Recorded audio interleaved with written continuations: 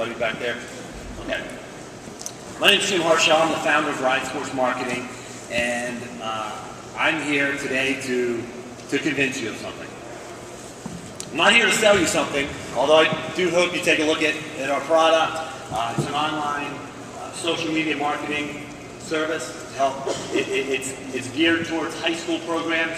We have high schools, colleges, and clubs working with us of all sports.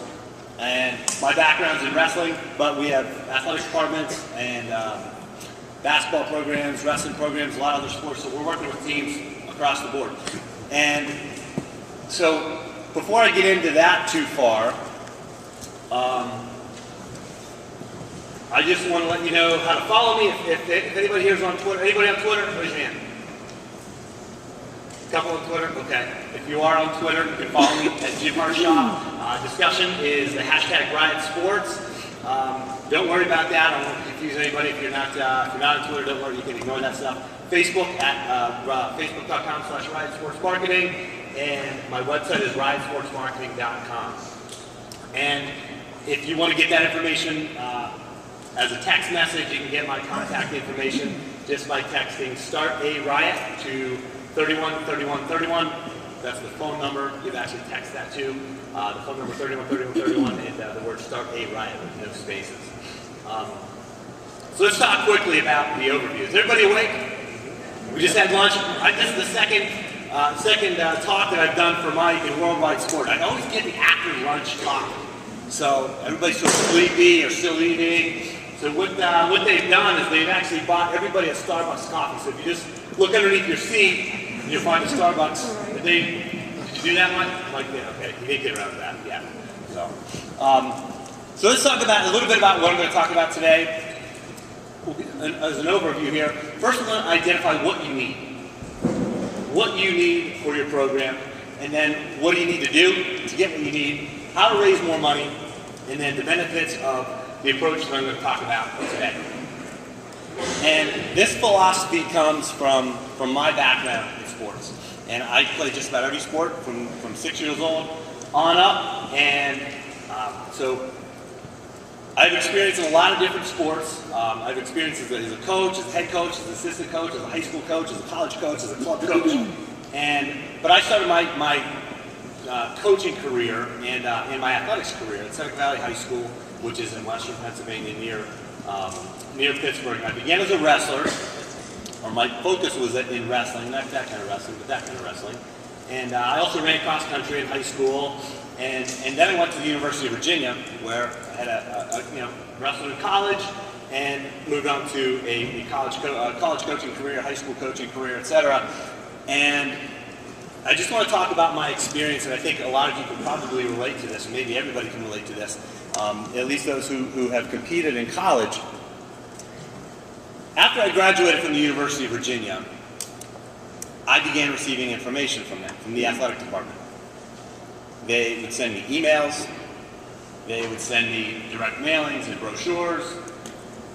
It evolved to Facebook and Twitter and a good website with good information and video content. And then they would host these events, these socials, alumni reunions, etc. And why did they do that? Does anybody know why do you think they were? Why did they want Jim Harshaw and all the other alumni and supporters? Why did they want to make me a fan? Money, right? It's no secret. And so they educated me, kept me educated and involved as an alum for one reason. They wanted my money. So they asked me to donate, and guess what I do? I open my wallet and I donate. Now my high school program, on the other hand, they've never sent me an email. They've never sent me any kind of direct mailing. I can no longer say they don't have Facebook because they are signed up for my system. They now do now have Facebook and Twitter and an email newsletter. But up to that point, they never contacted me. They never educated me. They never involved me. And they never kept me in the loop. They never kept me informed. They didn't want me as a fan, apparently. And guess what? They never asked me for money. So they never got my money. But if they did, I would donate. I know that $1 at the University of Virginia, which is a massive budget and athletic department, I know that $1 at University of Virginia is going to get swallowed. I know that $1 at my high school is going to go much, much further, let alone $50, $100, $1,000, etc. But they don't ask me. They don't ask me. So that's the philosophy of everything that I'm going to talk about today. How this model is now scalable for you, how it can work for you. Because it works for the largest institutions, the largest organizations, and it can work for every high school and club program. So there's two concepts that I want to talk about here briefly. And the first one being identifying your true needs. What are the true needs of your program? So let me hear from you guys. I want to hear feedback from you. What are the things that you really need for your program? Off the court, okay? Not talking about drills, that sort of thing. But what are the things that you need to succeed? So let me hear it from you. Just shout it out or raise your hand. What do you need to be successful? Fans. Okay, good. Perfect, that's a great answer. Now what else? Be honest, tell me what you need. What do you need? You need kids. You need kids, you need participants, right? And how do you get kids? What are the things you need to do? You need to... Being popular, being good. Popular, being successful, have stuff, right? Gear, equipment, right? Awareness. What else? Is that it? Facility. Okay, you need a facility, right? Probably a lot of you are saying, I need a better facility. Somebody else? Training, right? You need training. You know, off-season training, you know, camps in the summer, etc. What else? Anything else? Press coverage. Volunteers. Press coverage. Volunteers. Absolutely perfect. These are all the things that we need for our program, right?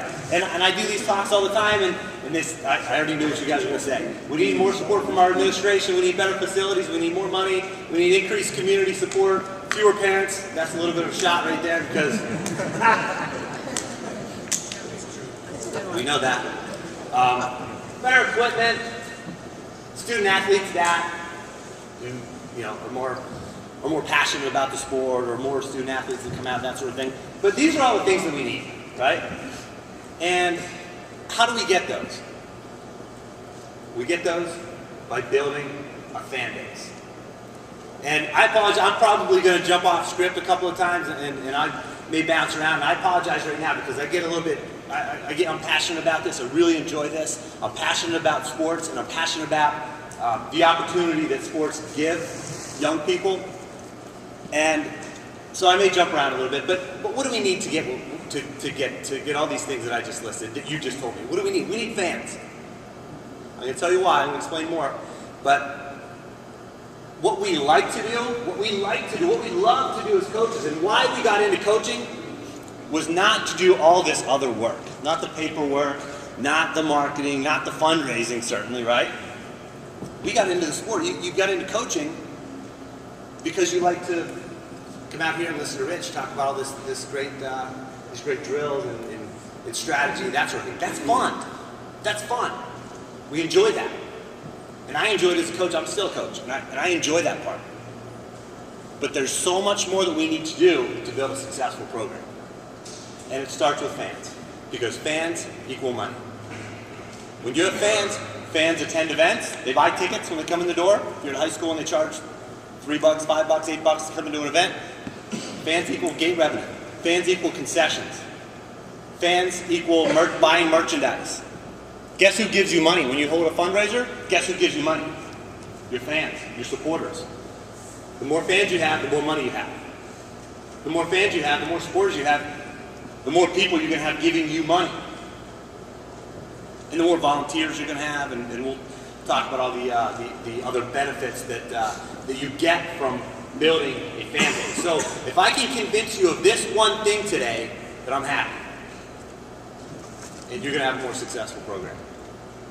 So you do these things. If you have more fans, you're going to get more support from your athletic director. If your administration sees more people pouring into your stands, guess what? Your athletic director has no choice but to give you more support. No choice. That's why football and basketball gets everything. They drive the revenue, right?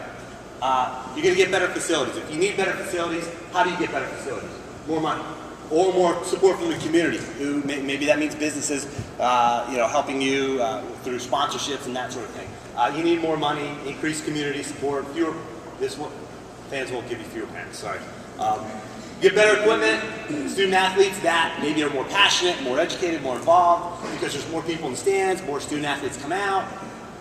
The weak fall off the bottom if they don't want to compete at the level or train at the level you want them to train at. So you're attracting more athletes and increasing participation.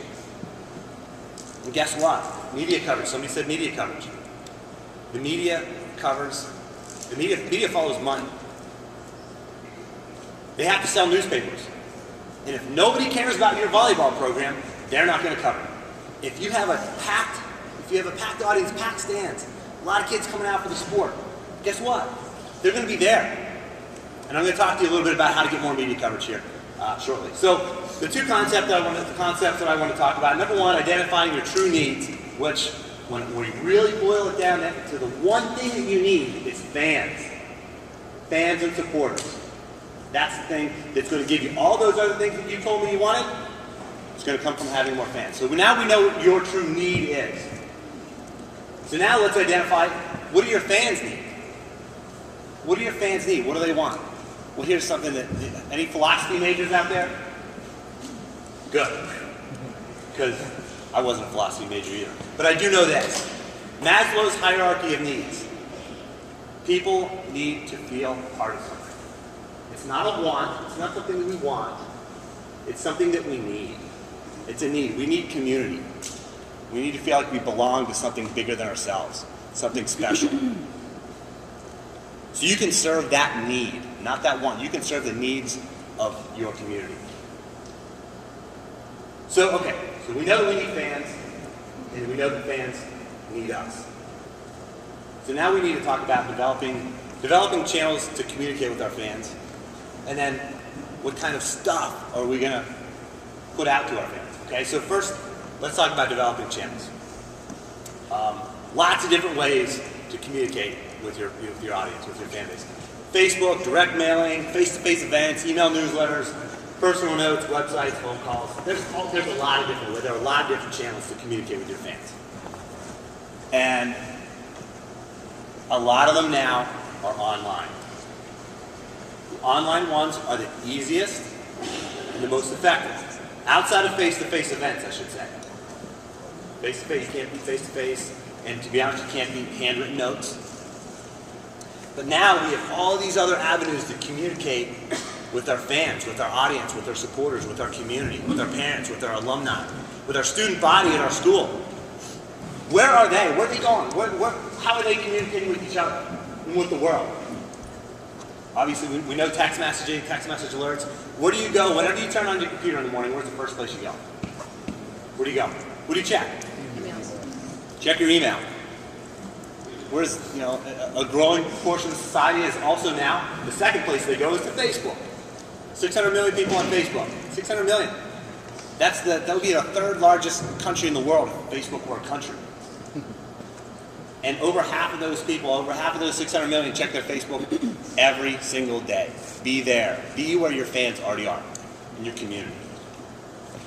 So then I already talked about, face-to-face events, whether it's golf outings or socials, etc. I'm going to give you 3 channels of communication I'm going to outline today here. And the 3, I could give you a lot more, but I'm not going to, because at the end of this, I'm going to give you a place where you can go and find out more, get some free information about other channels. But let's talk first about email marketing. Does anybody here have an email newsletter that they send out to their fans? Just one? Anybody else have an email newsletter? You've got to. If nothing else, if you walk away from this today, develop an email newsletter. There's lots of different places you can do this. Constant contact, vertical response, eye contact, chip mail. These are places, these are websites you can go to and create a free account. Most of them are free. At least there's some small level, if your email list is small, a lot of them have a free service. But just develop an email newsletter. Start collecting emails and develop this email newsletter. And some people say, well, yeah, we have an email newsletter. They have like 14 people receiving it. You've got to build your list. Build your list. How do you build your list? A lot of these services will spit out some code that you can plug into your website. If that's above your head, find your nearest teenager, and they'll do it for you. You should get a subscription box on your website. You need one of these. People should be able to go to your website, subscribe to your news, and it should just come to them. Because guess what? How many, raise your hand if you're busy. Are you a busy person? I should see every hand, because I heard everybody complain about it before. I complain about it, my wife complained. We're busy, people are busy, right? We have jobs and families and a million other things going on. So guess what? You have a website, I got a website, we don't need that. I'm not going to go to your website because I'm busy. Even if I'm an alumni, I'm probably not going to go there very regularly. So you have to come to me. And with the technology that we have today, you can come to me in a lot of different ways. Email is one of them, all right? So it should be easy for them, and this is sort of the theme of everything that I talk about. It's got to be easy. It's got to be easy for fans to be fans. Right now, it's hard for volleyball fans to be volleyball fans. It's hard. It's hard for you to connect with your program that you competed with. It's hard. You're not going to turn on the radio on the drive home, catch up on the scores. You're not going to open the newspaper most of the time and catch up on the scores. You're certainly not going to turn on ESPN and catch up on the scores or local news. So you've got to make it easy. That's one way to make it easy. Collect email addresses. When people are walking in the door at your events, have one of your student athletes standing there saying, hey, would you like to sign up for our email newsletter? I'm doing it out there at my desk, out on my table. People are signing up for my email newsletter. And my email newsletter, by the way, if you do sign up for it, it's not sales. I'm not trying to sell you anything. It's the same stuff I'm talking about today. It's actionable tips, it's actionable advice, it's resources. But collect emails. Build your list. Here's an example of one of our clients' newsletters. So start sending them out. Get your logo on there. Make it easy for people to follow you on Twitter or Facebook, RSS feed, different ways people can follow you. And we set all this up for our client. They can, people who receive it can share their news on their own networks, etc. But it doesn't have to be complicated. Start simple. If it's not simple, you're not going to do it. So start simple. Facebook. So I told you I was going to give you 3 channels of communication. Email marketing is number 1. Facebook is the second one. And I'm going to give you 3, and let me tell you right now, a website is not one of the 3. Not one of the top 3. Website's great, but they're hard to update, they're hard to maintain, and a poorly maintained website is worse than no website. I'll say it again. A poorly maintained website is worse than no website. Because if your fans, your alumni, your community goes to your website, sees that it hasn't been updated for 6 months, or 3 months even, they're going to say, is this program even around? What's going on? Are they active? Are they interested? Are they interested in me being a fan? No, I'm moving on. I'm never coming back. So Facebook is the second channel of communication here. First of all, how many people have a Facebook page for their team? How many have a Facebook page? A few? Handful? Good. Several? Now, having a Facebook page is one thing. Really utilizing it is you can set up a Facebook page in about 3.5 minutes. It's really pretty easy. But it's also easy to get 10 people on it. It's harder to get 100. It's even harder to get 1,000. I run a wrestling club, youth wrestling club. We have over 3,000 fans on it. It takes work. It takes some effort. But guess what? 3,000 people have subscribed and chosen to hear our message. We give them a message just about every day.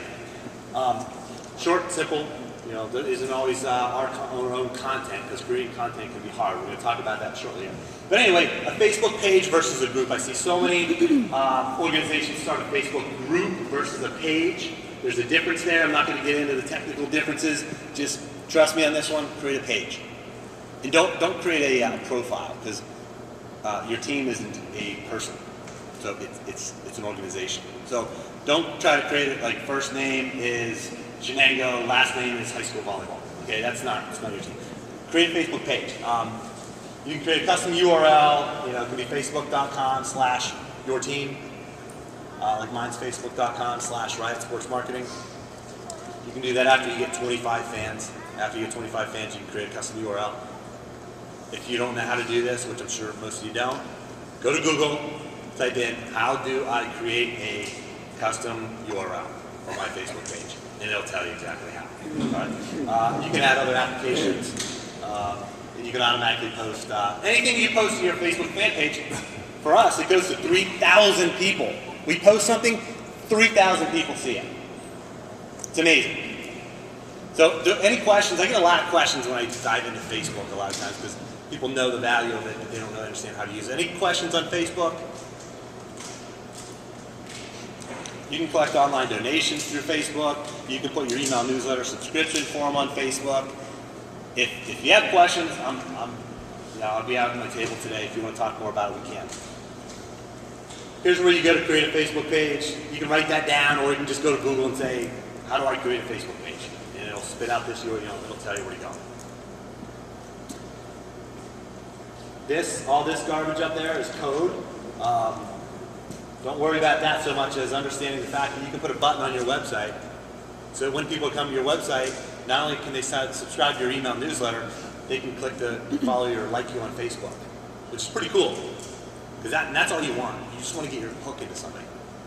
Every fan you can get your hook into, once you get your hook into them through Facebook, once they like you or become a fan of your page, they're going to get your news. They're going to get your information. And that's huge.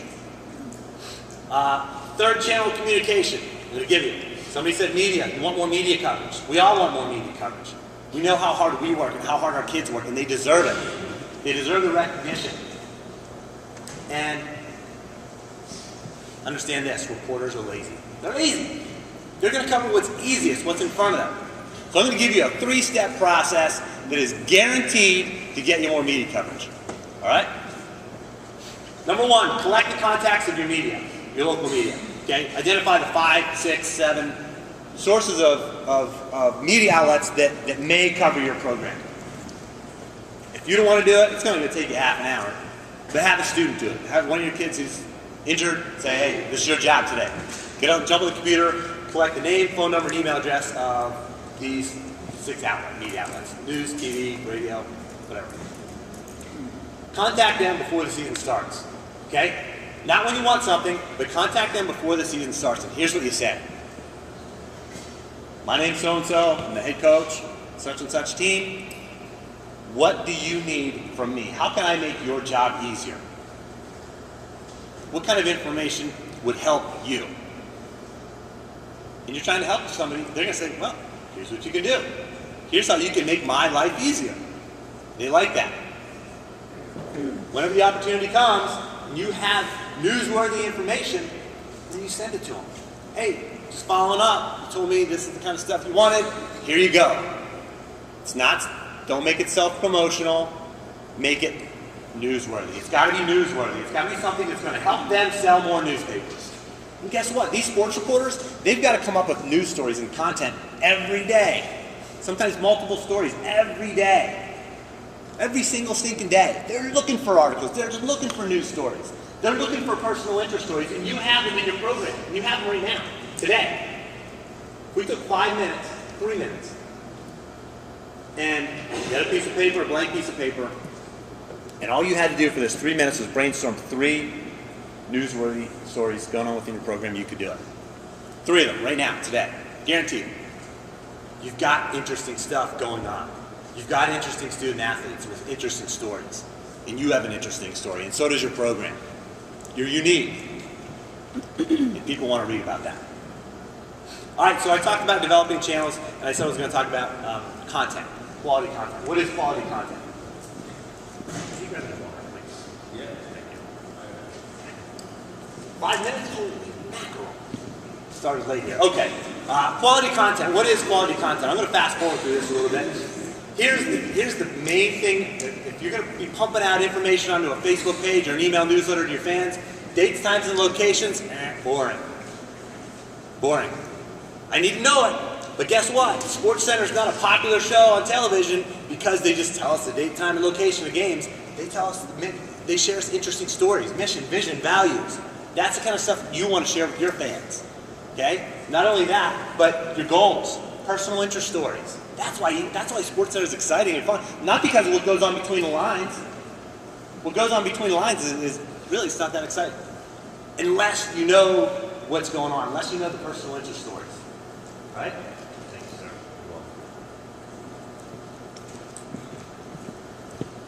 Plenty of ideas on the type of content to get out there.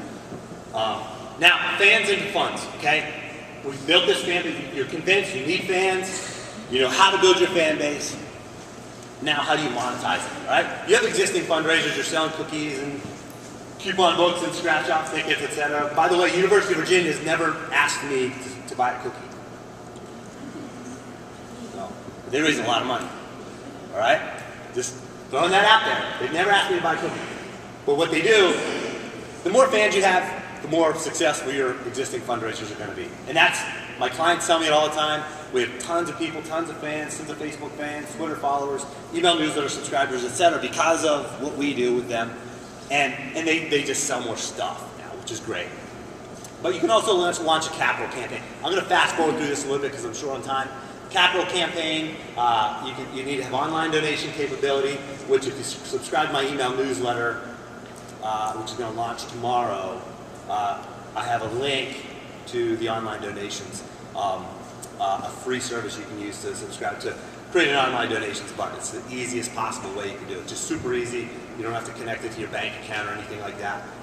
It's just a really easy way to do that. But anyway, capital campaign, you gotta have people can donate online, have a deadline, and identify your list of top 5, top 10 prospects. Who's got the most money, right?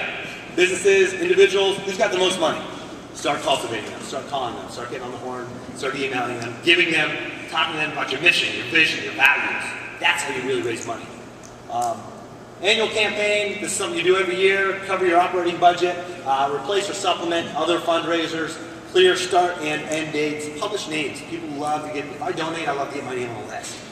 And if I see a name, if I see a list and my name's not on it, I'm like, ah, man, look at all these people, I want my name on there. It's a real good motivator. Be specific about what you want to fundraise for. Have a call to action on your website, in your email newsletter, on Facebook, etc. A lot of times you get just trying to get them to donate, but you guys told me you needed volunteers. You need people to attend your events, more increased attendance and that sort of thing. You want people to sign up or register or participate in your club. So a lot of different things, you need to have a call to action. Don't just put a donate button on your website. Tell people what to do. Okay, because I'm going to ignore it otherwise. Average gifts online are typically higher. People can donate online much easier than writing a check and mailing it in. So make it easy for people to donate. Make it easy. That's my theme. Make it easy. Make it easy for fans to be fans, and then make it easy for them to support you. Lots of different ways to have call to actions in your newsletter, website, Facebook, etc. Wikipedia, everybody's heard of Wikipedia probably. They had a massive call to action at the top of their website for like 6 months or 3 months, 3, 4, 5 months, because they needed to raise money. It's a nonprofit. Big call to action, really worked. It was really cool. Face, name, here's what I need.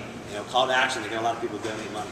Last one, once you build this fan base, there are businesses who want to be a part of your organization. They want to link their name to you, okay? So, get sponsors. I'm going to talk briefly about this here in a minute. I'm going to fast forward through the benefits of this approach, okay? You're getting what you need, which is money, right, for facilities, etc. But you're also getting more fans, more community involvement, more, better facilities, participation, administrative support, parental support, and it's a long-term approach to developing your program. You're going to be the hero. Everybody's going to look to you. You're the one who built this. It's a proven model used by big organizations and small. People want to be a part of the community, so give them what they want. Give them what they need. So quickly through the case studies here, these are from clients of ours. I'm sorry if that's a little bit small, but event attendance has increased 5 to 10%. For one of our clients at least, they had 50 to 55 athletes come out typically. First year, after about 3 months with our system, they had 78 come out for their team. Parents and fans love their weekly email update. Increased attendance, gate revenue, participation. Golf outing, if you have an event like a golf outing, one of our clients group had 9 new golf sponsors in the first year they were with, actually the first few months they were with us. People receiving larger amounts of donations. Just some other case study results here. So membership organizations are reducing their churn rate through social media marketing. And okay, last things here. You want more about this, more channels of communication, or learn how to use Facebook better or email marketing, you can go to my website, ryansportsmarketing.com. There's a free ebook. It's free. It's 14 pages, has nice color pictures, and shows you how to do all this stuff. But all you have to do is click it and share it on Facebook or Twitter, and you can get it there. If you don't have Facebook or Twitter, just send me an email. I don't care. I'll send you the ebook. It's free. It's easy. And then, like I said, if you want to get my contact information, text start a riot with no spaces to 31, 31, 31. Our system, my software, it's $249 to get set up, $24.95 a month. We're going to waive that setup fee for the next 48 hours if you use Worldwide VB as a promo code on our website. So that's it. If there's any questions, then we're probably out of time. If you have questions, come see me at my table. I'm happy to help. I'm passionate about this stuff. I'm passionate about growing sports organizations, especially Olympic sports like ours. And we're going to have a panel here later, so if anybody has questions later, we can talk more then. All right, thank you.